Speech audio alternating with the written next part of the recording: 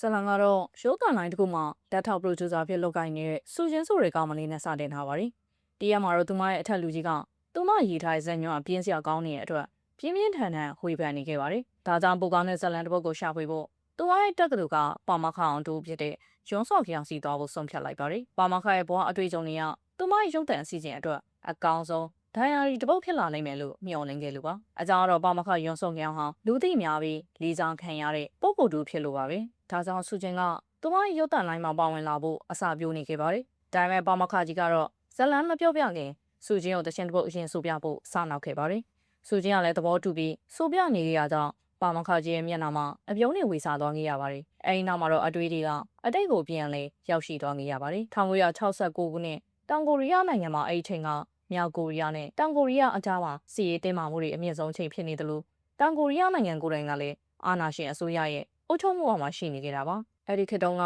သူဟာတက္ကသိုလ်ကျောင်းသားတစ်ယောက်ဖြစ်ပြီးသူ့ပတ်ဝန်းကျင်အကျောင်းသားအများစုကတော့ဒီမိုကရေစီနဲ့လွတ်လပ်ခွင့်အတွက်အစိုးရဆန္ဒပြနေခဲ့ကြပါတယ်။ဒါပေမဲ့သူ့အတန်းဘော်တွေနဲ့မတူတာကသူကနိုင်ငံရေးကိုလုံးဝစိတ်ဝင်စားခဲ့ပါဘူး။တရက်မှာတော့နယူးယောက်ဒီစေနာဝန်ထမ်းအစီအစဉ်အတိုင်းဒေါ်တောင်ထူထပ်တဲ့ကျေးလက်ရွာလေးတူရောက်စီတငယ်ချင်းတွေနဲ့အတူကူညီဖို့လိုက်ပါသွားခဲ့ပါတယ်။ဒီရွာလေးကလျှက်စစ်မီမရသေးသလိုရွာသားအများစုကလည်းစောင့်မတက်ကြပါဘူး။ဒါပေမဲ့တန့်ရှင်းတဲ့တာမော်လီတို့နဲ့လှပတဲ့သဘာဝရှုခင်းတွေဝန်းရံထားတဲ့ငြိမ်းချမ်းတဲ့ရွာလေးတူရဖြစ်ပါတယ်။ရောက်ရောက်ချင်းမှာပဲចောင်းသားတွေကိုရွာသားတွေကနှွေးနှွေးထွေးထွေးကြိုဆိုခဲ့ကြပါတယ်။ဒါပေမဲ့ဆော့ကြောင်တော့ဒီရွာမှာအဆင်ပြေဖို့ခက်ခဲနေခဲ့ပါတယ်။ညတိုင်းချင်ကြိုက်တာကြောင့်အိမ်မပြောပဲတကူလုံးမှရားရံတဲ့အဖူးပိတ်နေထွက်လာကြစိုးမျိုးပဲပြန်ကျင်စိတ်ပေါက်နေခဲ့ပါတယ်။ဒါပေမဲ့ချောင်းရင်းဆိုတဲ့ကောင်မလေးနဲ့တွေးဆောင်လိုက်ရတဲ့အချိန်မှာတော့အရာအလုံးကပြောင်းလဲသွားခဲ့ပါတယ်။ချောင်းရင်းကသူ့ရဲ့နေဝင်းရံထားတဲ့အိမ်အောင်လေးတိမ်မှာတယောက်တည်းနေထိုင်သူဖြစ်ပြီးရွာထဲမှာအလှဆုံးကောင်မလေးတွေကတယောက်ပါ။ဒါပေမဲ့သူတို့ရဲ့ပထမဆုံးတွေ့ဆုံမှုကတော့အနေငယ်ကမနိုင်ခဲ့ပါတယ်။စော်ကန်ကရွာပြင်ဘက်ကိုစပိန်လျှောက်စီးနေအိမ်လေးအိမ်ထဲကနေတချင်းဆိုတန်ကြားလိုဝင်ရောက်ဆက်စုနေပြီးဂျောင်းရင်းကိုစတင်တွေ့ဆုံခဲ့ရတာပါ။ဒါအောင်ဂျောင်းရင်းကသူ့ကိုချောင်းကြည့်နေရလို့အထင်လွဲပြီးရေတပုံးနဲ့အတင်းပတ်ပစ်လိုက်တာပါ။ဒီလိုခရောက်ရဲ့အထင်လွဲမှုလေးတွေအပြင်လှပတဲ့အချစ်ဆက်လန်တစ်ပုတ်ရဲ့အစားပြုခြင်းဖြစ်မယ်လို့သူတို့နှစ်ယောက်လုံးကမသိခဲ့ကြပါဘူး။စော်ကန်ရဲ့အာယုံဆွဲဆောင်နေတာကဂျောင်းရင်းရဲ့အလှတရားတွေမဟုတ်ဘဲသူမရဲ့စူးစီးမှုရှိတဲ့ပင်ကိုဇယိုင်လေးအကြောင်းမှာသူမရှက်တတ်တဲ့ရိုးသားတွေလုံးဝဟန်ဆောင်တတ်ပါဘူးအခြားသူတွေလိုလူရဝင်အောင်မကြိုးစားပဲမင်းကလေးတယောက်အနေနဲ့ရိုးရိုးရှင်းရှင်းပဲနေထိုင်တတ်သူပါထီတော်တဲ့ရောင်းမှာတော့ဒေါသကြီးတဲ့ရွာလူကြီးကမကြေမနက်ဖြစ်နေခဲ့ပါတယ်ဘာလို့လဲဆိုတော့လျှက်စစ်ကုမ္ပဏီမှာအလုပ်လုပ်နေတဲ့သူ့သားရှိနေပါလျက်နဲ့ရွာမှာမိမိရသည်အကြောင်းစိတ်တိုးနေရပါအဲ့ဒီချိန်မှာရွာရဲ့စာကြီးတိုက်မှုလည်းဖြစ်တဲ့ချောင်းရင်းကရောက်ရှိလာပါတယ်သူမအောင်မြင်တော့ရွာလူကြီးကတားဖြစ်သူစီကစာထက်ရောက်သေးလားလို့မြည်တဲ့အခါစာရီမြောက်တာကြပြီဖြစ်ပေမဲ့အဖိုးကိုတနာသွားတဲ့ချောင်းရင်းဟာမထက်မထားတခုလှုပ်လိုက်ပါတယ်။သူမအနီးနားမှာရှိတဲ့စာရီတစ်ခုကိုခွင်ပြီးအတန်ထွက်ဖက်ပြဟန်ဆောင်ရင်တားဖြစ်သူကအဆင်ပြေနေကြောင်းနဲ့အလုံညာနေလိုပါဆိုပြီးလိန်ညာပြောပြခဲ့ပါတယ်။စိတ်အေးသွားတဲ့ကြွားလူကြီးကလည်းအဲ့ဒီစာလေးကိုတေချာခောက်ပြီးတင်စီထားခဲ့ပါတယ်။တစ်ဖက်မှာလည်းတက္ကသိုလ်ကျောင်းသားတွေက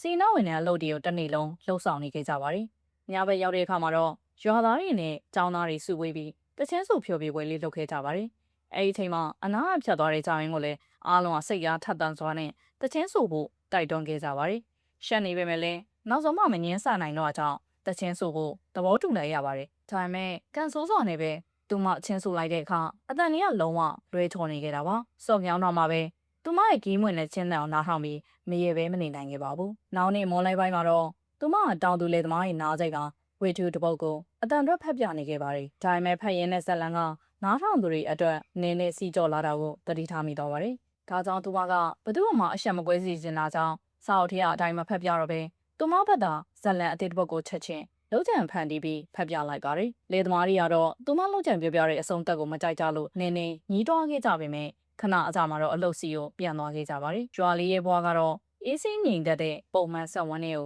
ပြန်ရောက်သွားခဲ့ပါတယ်။ဒါပေမဲ့ရက်ဒီကုန်းလာနဲ့အမျှစော်ကရရဲ့အာယုံထဲမှာချောင်းရင်းကိုပို့ပြီးတတိထားမိလာခဲ့ပါတယ်။ညနေခင်းတစ်ခုမှာတော့သူမအိမ်ပြန်လမ်းလျှောက်နေတော့စော်ကြောင်ကနောက်ကနေတိတ်ဆိတ်လိုက်လာခဲ့ပါတယ်။အနီးနားလေသမားအချို့ကသူတို့နှစ်ယောက်ကိုတတိထားမိနေရကြောင်းချောင်းရင်းကဆက်မလိုက်လာဖို့တင်းတင်းမောင်ပြောလိုက်ပါတယ်။စော်ကြောင်ကလည်းလိမ္မာပါနဲ့စွာရက်လိုက်ပါတယ်။ဒါပေမဲ့မင်းညောက်ကချောင်းရင်းဆိုခဲ့တဲ့ကီးမွင်နဲ့စင်းလက်အတိုင်းလိုက်ဆိုပြီးကြည်စဲလိုက်တာကြောင့်ချောင်းရင်မျက်နှာလေးအောင်ရှက်သွေးဖြန်းပြီးပို့လို့တောင်หนีရဲသွားခဲ့ရပါတယ်။အဲဒီအချိန်မှာမထက်မပဲမိုးရွာလာကြောင်းသူတို့နှစ်ယောက်လုံးကအနီနာအတဲလေးတစ်ခုစီမိုးဝင်ခိုးခဲ့ကြပါတယ်။ဒါနဲ့စကားပြောပြကြရင်နဲ့တ သူမငယ်စဉ်တော့မိဘတွေဟာငါးလေးတွေကနေကြောက်ဖြစ်သွားတဲ့စမ်းကြဲတဲ့နေရာတစ်ခုစီခေါ်သွားခဲ့ဘူးလေဆိုတဲ့အမတ်တရားတစ်ခုကိုပြောပြခဲ့ပါတယ်။မိုးရွာတဲ့အခါတိုင်းအဲ့ဒီကြောင်ငါးလေးတွေငိုကြွေးနေတဲ့အတန်ကြားရတယ်လို့သူမကအခိုင်အမာပြောခဲ့ပါတယ်။စကားပြောနေစင်ပါပဲ။သူမရဲ့မျက်လုံးတွေကဝမ်းနေမှုတွေကသူမမိဘတွေကိုဘလောက်တောင်လန့်ဆွနေသေးလဲဆိုတော့ဖော်ပြနေခဲ့ပါတယ်။ကြောင်ရင်အပုံမြင်ပြီးမှတော့စော်က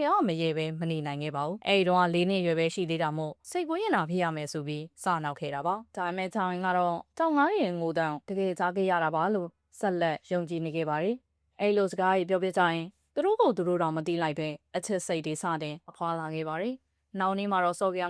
ကြောင်ရင်တယောက်မျိုးလေးသွားတာကိုသတိထားမိလိုက်တာမို့နောက်ကနေလိုက်သွားဖို့ဆုံးဖြတ်လိုက်ပါတယ်။သူကလမ်းမသိလို့လိုက်ခဲ့ကြောင်းအကြောင်းပြပေမဲ့ဂျိုင်းကဒီစင်ကြီးကိုလုံးဝမယုံပေမဲ့လည်းဘာမှမတတ်နိုင်ခဲ့ပါဘူး။ဈေးကိုရောက်တော့ဂီတဆိုင်ကြီးကနေထွက်ပေါ်လာတဲ့တာရတဲ့ချင်းတန်းကြောင့်ဂျိုင်းကဆိုင်ရှိမှခြေစုံရက်သွားခဲ့ပါတယ်။စော်ကကလည်းသူမဘေးမှာတိတ်ဆိတ်ရက်ပြီးနားထောင်ပြီးနေရင်နှစ်ယောက်သားမျက်လုံးချင်းစုံသွားခဲ့ကြပါတယ်။အဲ့ဒီအခိုက်အတန့်လေးမှာပဲသူတို့နှစ်ယောက်သားမှာရှင်ခုန်တဲ့အစ်စ်လေးတွေစတင်ဖြစ်ပေါ်လာခဲ့ပြီးဂျိုင်းလဲထားကိုတတိထားမိလိုက်ပါတယ်။ဂီတထဲမှာစီးမျောနေကြရင်ရွာပြန်မဲ့နောက်ဆုံးဘတ်ကလွတ်သွားခဲ့ပါတယ်။စော်ကောင်ကတော့သူမနဲ့အတူတူအချိန်ပိုကုံဆုံးရတော့မှမို့တိတ်ဆိတ်ဝမ်းသာသွားပါတယ်။ဒါကြောင့်သူကလမ်းမဲအတူတူရှောက်ပြန်ရအောင်လို့ပြောခဲ့ပါတယ်။လမ်းမှာသူကဂျိုင်းကိုကြောပို့ပေးမယ်လို့စားနိုင်ရင်မကြခင်မှာပဲသူကိုယ်တိုင်မောပြီးညောင်းလာတာကြောင့်နားဖို့ပြောခဲ့ရပါသေးတယ်။ဒီလိုနဲ့ဆက်လျှောက်လိုက်ရင်ညနေလာကြောင့်ဂျိုင်းကမြစ်ကိုဖျက်ပြီးဖြက်လန်းနေသွားဖို့ဆုံးဖြတ်လိုက်ပါတယ်။စော်ကောင်အကြောင်းနေပေမဲ့သူမနောက်ကိုတက်တီမွေးပြီးလိုက်သွားခဲ့တာပါ